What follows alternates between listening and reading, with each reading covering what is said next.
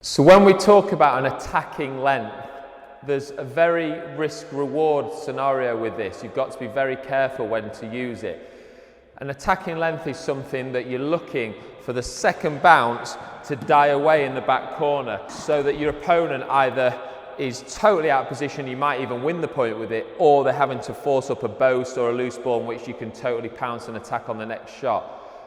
I try to use this shot when my opponent, I've created a bit of space between me and them, they're out of position and I can see the channel is totally free and I can try and attack down a dying length and try and win the point on that shot. The reason I say it's a bit risk reward is because if you play that at the wrong time when your opponent is in position, that's when you see those fast-paced, frantic exchanges where one player takes the tee, the next one takes the tee. You don't actually use that more defensive length first to set yourself up for an attacking length. So I do often see this at junior level. People are looking for that second bounce to die away, which is classed as the perfect length.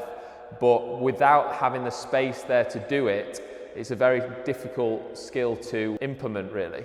One of the best people I ever played with that was a guy called Kareem Darwish, and he was very underestimated the way that he did it. His length always was below the service line height and was always dropping away underneath your volley, so it was a very attacking dynamic length and it was very difficult to volley and take the tee against Kareem.